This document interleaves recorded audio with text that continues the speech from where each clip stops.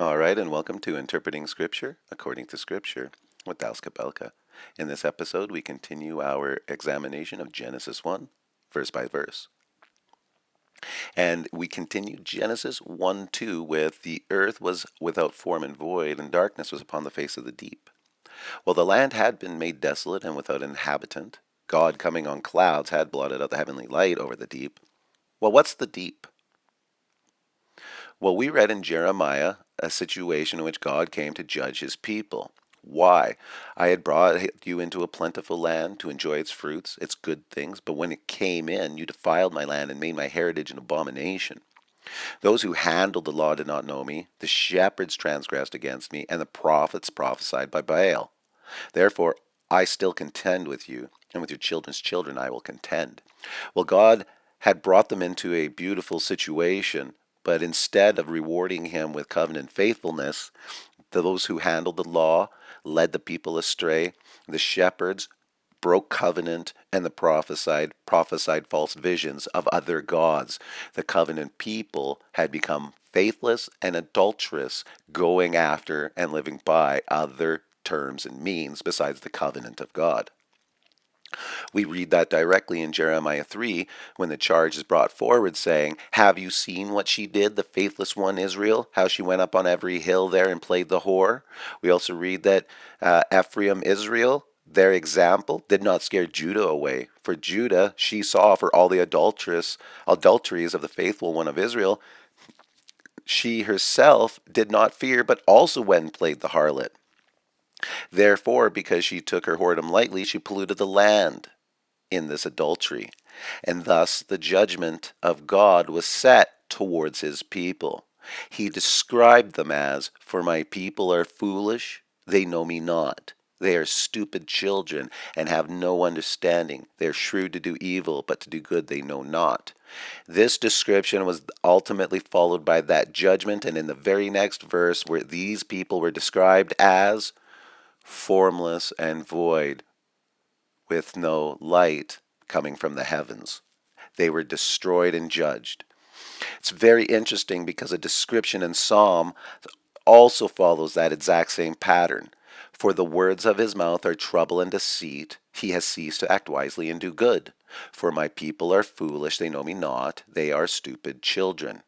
They have no understanding, shrewd to do evil, but to do good they know none. Well, he plots trouble, and he sets himself in the way that is not good, and he does not reject evil. We know that Jeremiah, describing the people of God's covenant with this, were led to destruction by God's coming on the clouds.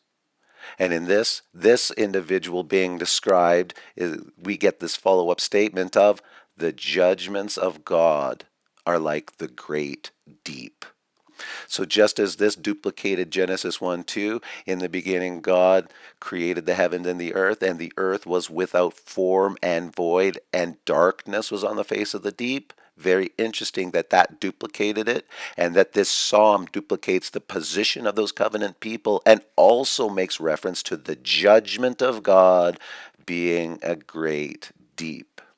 So, keeping that in mind, let's understand that God is a God who demands perfect worship. For you shall worship no other God. For the Lord, whose name is a jealous God. And we just saw that it was due to the breaking of this that judgment came. So we will pay attention very carefully to why judgment comes and how it's performed by this jealous God. As we read in Proverbs, wrath is fierce and anger is a flood. Who can stand before jealousy? God is jealous of those who don't follow his covenant agreement. And wrath, well, we remember the description of Jesus who was treading out the wrath of God's winepress. Wrath is fierce. Anger is a flood. Who can stand before jealousy? We read in Hosea a very interesting description of a declaration of judgment coming upon a unfaithful covenant people. Ephraim, as it reads, Ephraim, the 10 northern tribes of Israel, will become a desolation in the day of rebuke. On them I will pour out my wrath like water. Wrath and anger is a flood. I will pour out them my wrath like water. Ephraim is oppressed, crushed in judgment. The water picture of a giant flood coming and crushing Ephraim. Just as we read in Jeremiah, now I will also pronounce judgments against them. Behold, he comes up like clouds, and his chariots are like the whirlwind.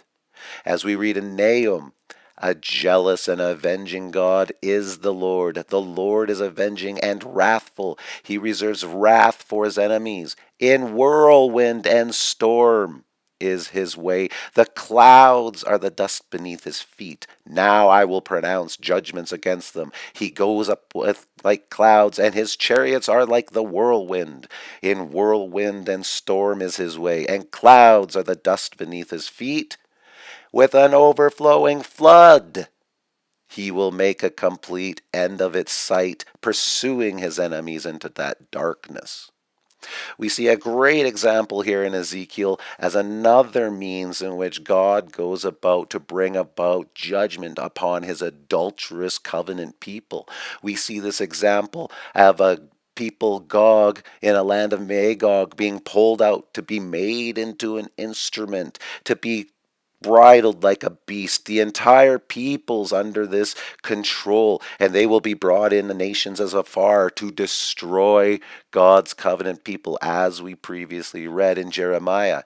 However, this description for us given to Ezekiel helps develop even further how God goes about bringing his justice.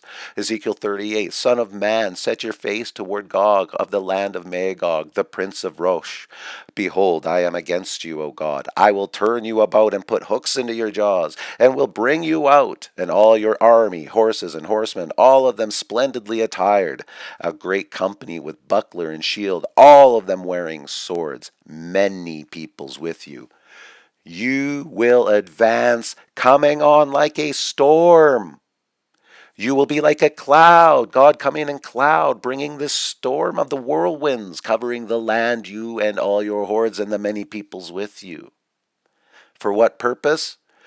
You will come upon, or you will come up against my people Israel like a cloud covering the land. I will bring you against my land. But on that day, the day that Gog shall come against the land of Israel, declares the Lord, my wrath and my will be roused in my anger.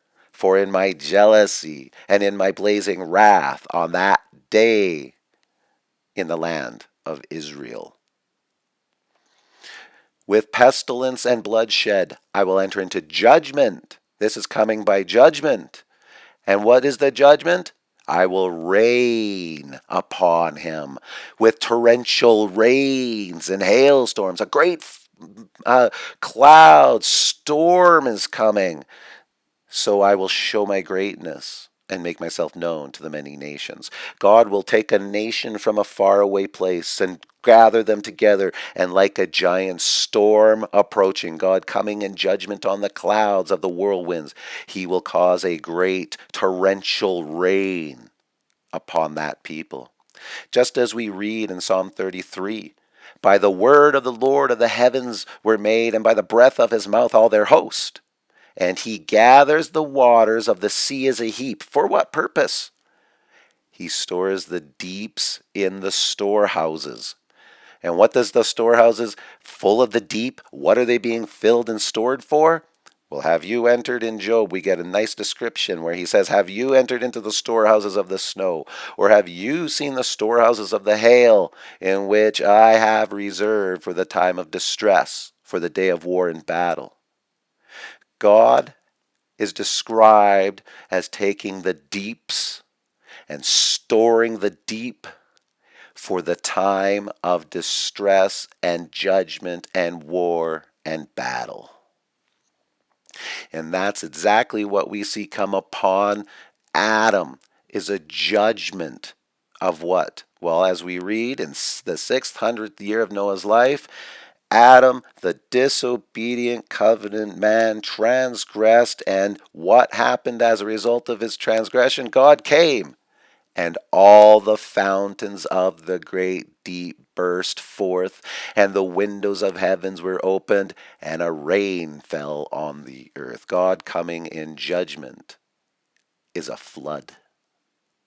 Daniel 9:26, Daniel 9, the declaration of the coming of the Messiah and the judgment with him and the terms in which those will take place, and all of this upon the people at the time of the Messiah. And what is this judgment of the people at the time of the Messiah described as?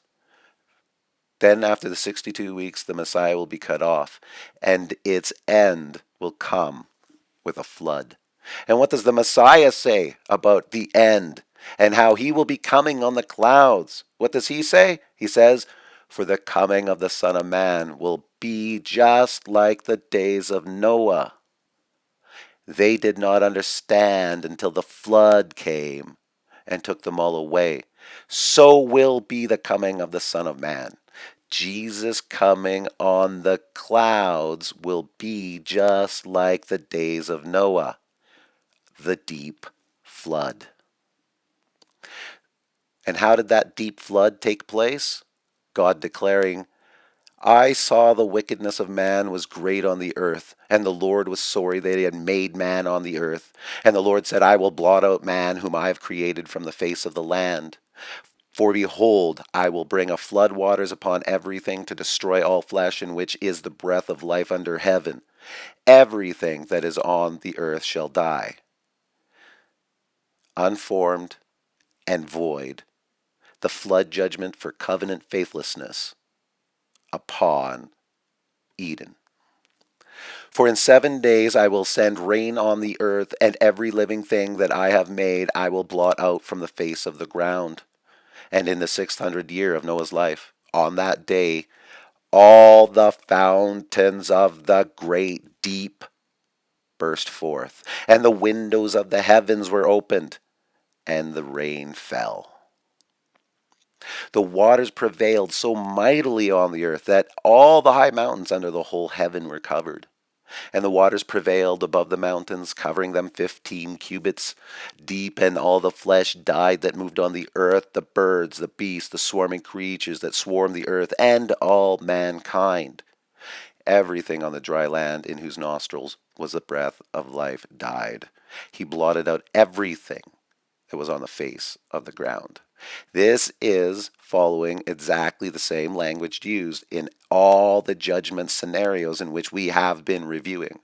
This judgment is coming upon Adam, the covenant man, who became disobedient, and thusly God came and destroyed him with a flood. "And the earth was without form and void, and darkness was on the face of the deep."